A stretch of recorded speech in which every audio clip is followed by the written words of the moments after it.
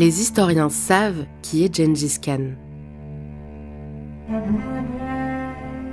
Ils savent qu'il est ce personnage historique complexe, puissant et profond.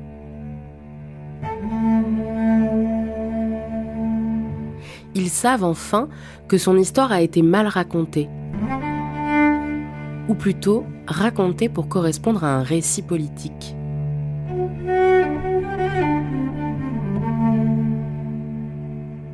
Mais ce que les historiens savent n'est pas toujours ce que le public, lui, sait. Ainsi, le commissaire et directeur du musée d'histoire de Nantes, Bertrand Guillet, a voulu monter l'exposition Gengis Khan, comment les Mongols ont changé le monde. Le retour des visiteurs, c'est une énorme découverte.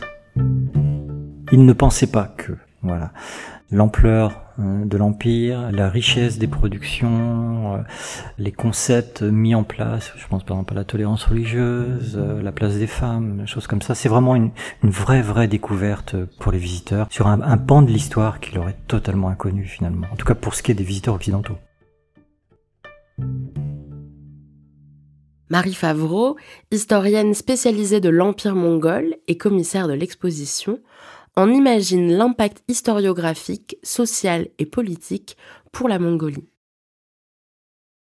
C'est la première grande exposition en Europe qui va présenter des objets qui sont conservés en Mongolie et qui ne sont jamais sortis de Mongolie pour la plupart de ceux qui seront présentés. Certains avaient déjà été présentés en Allemagne il y a maintenant, je pense, presque 20 ans. Mais beaucoup sont issus de l'archéologie et des nouvelles fouilles archéologiques en Mongolie. Et ça, ce qui est, je trouve, vraiment extraordinaire, c'est tellement la réalité qu'on veut exprimer et montrer au grand public, cette idée que c'est une histoire tellement vivante, c'est-à-dire qu'on découvre des nouveaux objets, on découvre des nouvelles tenues vestimentaires, on découvre de nouvelles monnaies, etc. Donc on est face à vraiment à une histoire en devenir et le musée qui peut parfois avoir une image, voilà, un peu montrer des choses du passé qui sont là depuis longtemps et qui sont pas toujours nouvelles a priori pour en tout cas dans une vision peut-être du grand public ou des jeunes générations.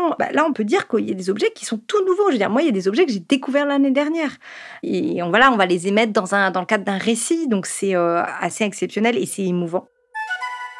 Cette exposition exceptionnelle est remplie d'objets divers. Ici, une statue de cheval en terre cuite issue de collection d'un musée à Zurich. Là, une stèle bouddhiste et un masque funéraire en bronze issu de collection française. Ailleurs, de la vaisselle venue du Louvre. Alors, dans les musées français, on trouve en fait beaucoup d'objets datant de la période de l'Empire mongol. La raison principale tient à l'acquisition de collections qui datent vraiment du 19e, 20e siècle et qui concernent, je dirais, principalement l'Iran, donc la partie de l'Empire mongol qu'on appelle Ilkhanide, et puis peut-être certains objets qui ont été achetés par la suite aussi de manière tout à fait légale, mais plus récemment. Mais c'est vrai que les objets que nous avons ont pu être acquis aussi par l'intermédiaire du marché chinois. Mais les objets que nous avons ne sont pas des objets qui ont été trouvés a priori directement sur le sol mongol. C'est pas des objets qui sont liés à des fouilles archéologiques en Mongolie, évidemment. Et puis la Mongolie n'ayant pas du tout fait partie des colonies de l'Empire français non plus. Du coup, les objets qui ont été acquis sont pas dans le cadre d'empires coloniaux, etc. Parce que sinon, c'est comme ça aussi que se sont fait en partie des collections de musées. Donc nous, c'est pas du tout le cas de nos collections. Ce qui est intéressant et questionnant, cela dit, c'est que beaucoup d'objets qui se trouvent dans les musées français n'ont pas forcément le label, en quelque sorte, Empire mongol. Ils sont appelés Ilkhanide. En fait, le terme Ilkhanide a gommé le terme mongol, en fait, pendant longtemps. Ou alors persan. On dit, c'est persan, c'est vraiment persan, etc. Mais en fait, on se rend compte, non. Enfin, il faut voir que c'est des objets vraiment typiquement de l'Empire mongol, enfin, des ateliers impériaux mongols, même s'ils ont pu être fabriqués à Tabriz, par exemple, dans le nord-ouest de l'Iran. Donc, moi, dans mon travail aussi d'historienne, mais qui est aussi un travail lié à la communication avec le grand public en Mongolie, c'est d'expliquer d'où viennent ces objets. Parce qu'en Mongolie, parfois, on ne comprend pas pourquoi il y a des objets dits mongols qui vont se retrouver dans les musées français. Et on demande, et tout à fait légitimement, mais comment est-ce que c'est... Donc, on explique, l'Empire mongol, au XIIIe, XIVe, c'était bien plus grand que la Mongolie actuelle. Ça couvrait, donc, ça allait jusqu'au Moyen-Orient et en fait, ça allait vraiment jusqu'à la mer Noire, etc. Mais ça n'empêche que c'est très, très important d'expliquer d'où viennent ces objets et de les faire connaître et éventuellement de faire en sorte qu'ils puissent circuler et qu'ils puissent être vus.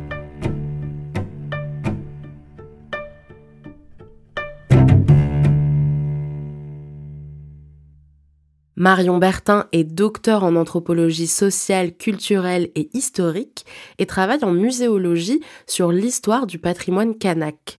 Elle nous explique comment la plupart des collections sont construites en France. Pour les collections dites extra-européennes ou extra-occidentales, qui sont celles qui nous intéressent aujourd'hui, les acquisitions sont assez variables et sont liées à l'histoire scientifique, aux missions de navigation, aux missions de collecte ethnographique par la suite, mais aussi à l'histoire des relations commerciales, à l'histoire politique et diplomatique, ou encore à l'histoire coloniale. Certaines des collections sont aussi des dons de particuliers, donc sont aussi des logiques beaucoup moins établies, parfois beaucoup plus opportunistes. De manière assez générale, il est assez difficile de connaître les circonstances exactes d'acquisition et de départ des territoires d'origine de ces objets et de ces œuvres, qui sont rarement prises en note ou transmises, même si on peut en retrouver certaines notes dans le cas de journaux de terrain ou de journaux de navigation parfois.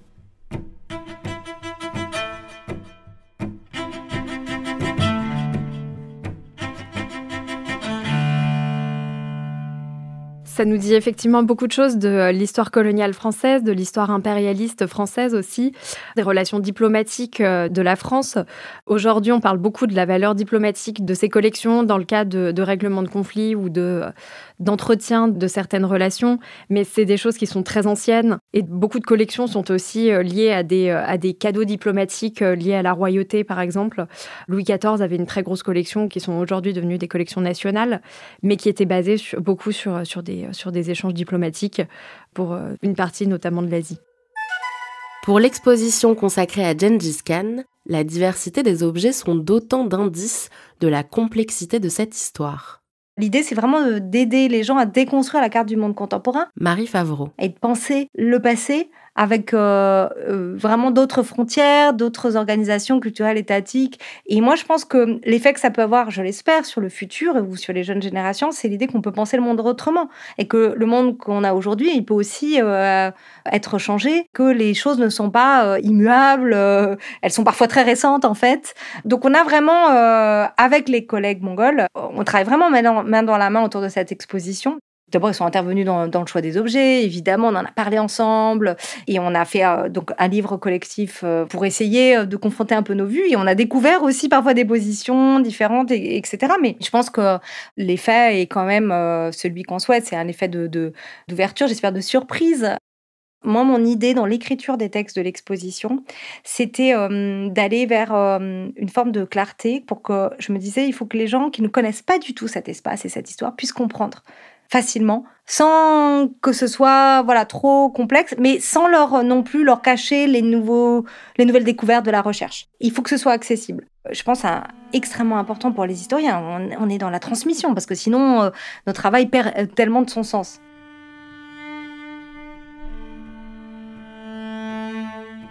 À chaque déplacement d'objets, même la plus simple des broches ou la plus petite des statuettes, le musée d'histoire de Nantes doit faire preuve de tact et de patience. C'est beaucoup de négociations. Bertrand Guillet. Et il faut que ça puisse se faire dans un contexte de confiance. Confiance réciproque, ça c'est extrêmement important. On a pu instaurer justement avec les autorités mongoles, avec les collègues des musées, particulièrement du Genghis Khan National Museum, un climat de confiance assez élevé, ce qui fait que la négociation c'est plutôt bien fait. De même avec les musées nationaux français, je pense au Louvre, je pense à Sèvres, je pense à Guimet et puis à bien d'autres. Ils nous ont prêté quand même des pièces extrêmement importantes. Sèvres nous a prêté notamment 2 chefs-d'œuvre absolus. L'un sur la période hydralienne, l'autre sur la période Han.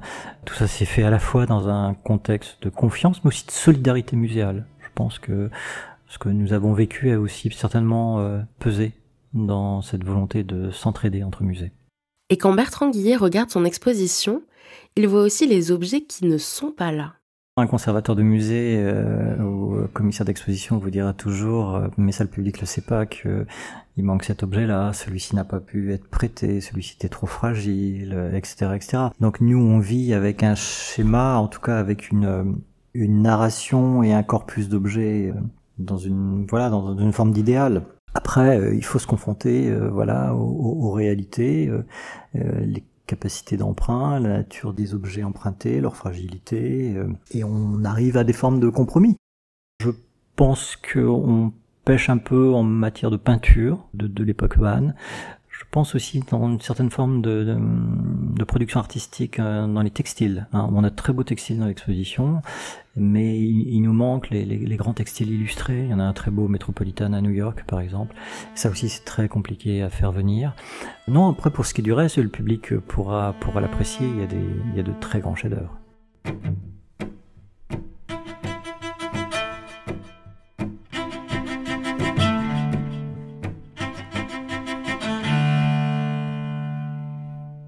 En visitant une exposition, on n'imagine pas toujours les longs mois, les années parfois, nécessaires à la négociation pour que tous ces objets soient devant nos yeux.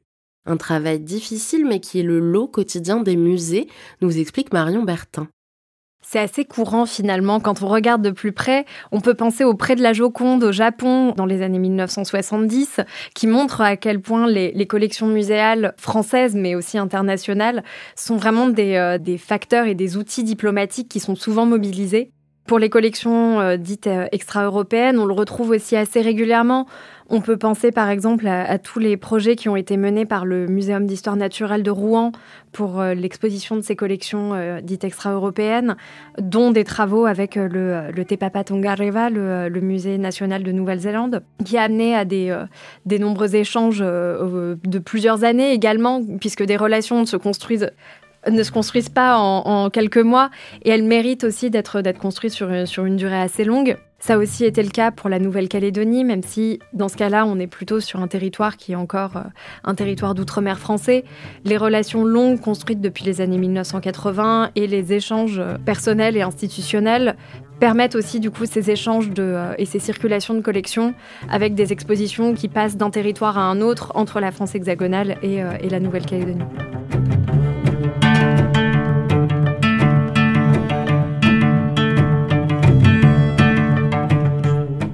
La question de la restitution d'œuvres, si elle ne semblait concerner que les spécialistes, s'est imposée dernièrement dans les débats, au point qu'elle est devenue une question politique, nous explique Marion Bertin. Une date importante, je pense, c'est effectivement le discours d'Emmanuel Macron à l'université Ouagadougou 1 de Ouagadougou au Burkina Faso en 2017, qui a un peu marqué une étape importante justement dans les discussions et dans la médiatisation surtout de ces sujets. Mais ça ne veut pas dire que ces questions sont neuves et qu'elles n'étaient pas traitées auparavant. Depuis les années 1980, on peut parler d'une forme de crise de la représentation dans les musées, une rediscussion et des réflexions sur la manière d'exposer, de ne pas essentialiser des cultures et des collections dans les discours muséaux qui sont portés. Il y a de nombreuses réflexions qui sont menées, des expositions et des projets de collaboration qui sont organisés entre des musées français et des musées à l'international, notamment des pays océaniens.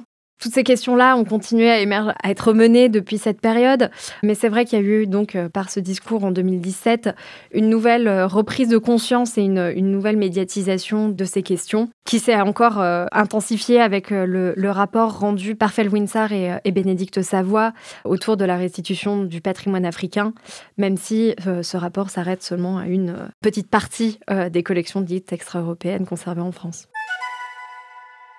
Prenez une céramique Bertrand Guillet. d'époque Han. Ok, elle a été fabriquée en Chine sous domination mongole, elle a été exportée, elle a circulé, elle a été vendue, peut-être vendue en Afghanistan, voire en Afrique. On a des pièces qui ont été trouvées en Afrique. Elle a peut-être été vendue au Moyen-Orient. Elle a peut-être même été jusqu'ici. C'est le cas de certaines pièces. Donc on n'est pas du tout dans une question de restitution de quoi. Ça n'a pas de sens. C'est pas tout d'un coup un palais, des ruines qu'on a été pillées, vous voyez. Donc non, je trouve. Et puis les Mongols l'ont dit, la question de la restitution ne se pose pas. Ils posent une question de restitution qui est complètement différente, c'est sous l'occupation soviétique et les fouilles soviétiques. Là, c'est différent parce que les soviétiques, à l'époque, sont venus fouiller sur le territoire de la Mongolie, ont pris les objets et les ont ramenés dans les musées russes. Là, oui, effectivement, le contexte est complètement différent. Pour ce qui est des objets qui sont dans cette exposition, la question se pose pas. Encore moins que les objets archéologiques que l'on montre sont issus de fouilles, soit franco-mongoles, soit germano-mongoles, et que les objets n'ont pas été ramenés dans les pays collaborant au programme de fouilles, mais sont bien restés en Mongolie. Pour le moment, on travaille beaucoup par d'État à État, ce qui pose tout un tas de problèmes sur la question des différentes communautés et minorités culturelles au sein d'un État qui peuvent ne pas forcément être représentées auprès de cet État. Pour le moment, on parle beaucoup de restitution au sens d'un transfert de propriété. En France, pour le moment, ce sont des lois d'exception qui sont votées au Sénat et à l'Assemblée nationale pour permettre la sortie des collections nationales, puisque les collections nationales sont soumises au principe d'inaliénabilité. Mais la France prépare une loi cadre, justement pour réfléchir à un encadrement plus grand et ne pas avoir à faire forcément une loi encadrant la sortie des collections d'un objet en particulier. Mais on peut penser aussi à d'autres mécanismes juridiques qui ont été mis en place pour des retours, cette fois-ci, dans un sens seulement de retour et non pas de transfert de propriété. Par exemple, des dépôts ou des prêts qui ont été mis en place en Nouvelle-Calédonie et en Polynésie française, par exemple, qui dans ce cas-là sont des territoires d'outre-mer et qui ne faisaient pas de demande de restitution au sens de transfert de propriété, mais demandaient plutôt la mise en circulation de leurs œuvres. Parce qu'elle est le fruit d'une collaboration étroite entre la France et la Mongolie et d'échanges constants entre les autorités culturelles des deux pays, l'exposition Gengis Khan est un succès en France, mais pas seulement. De nombreux Mongols sont venus à Nantes pour découvrir ou redécouvrir un pan de leur histoire. Ils sont très fiers. Bertrand Guillet. C'est un immense sentiment de fierté. D'abord parce que leur histoire sort de leur pays, parce que leur héros national, celui qui fonde leur identité et leur nationalisme, il est perçu pour ce qu'il est, de leur point de vue. C'est-à-dire un personnage novateur qui a su mettre en place une administration, un code de loi, qui a su faire travailler la méritocratie, qui a produit, grâce au contrôle qu'il a pu instaurer sur les routes de la soie, et une mondialisation qui a permis des échanges. Les autres Khans ont favorisé les sciences, la culture, l'agriculture, etc. Et ça, ils le savent, c'est le fondement de leur éducation et de leur enseignement historique. Et le fait que ça puisse être découvert en Occident et justement venir contrecarrer une image négative, ils sont très fiers.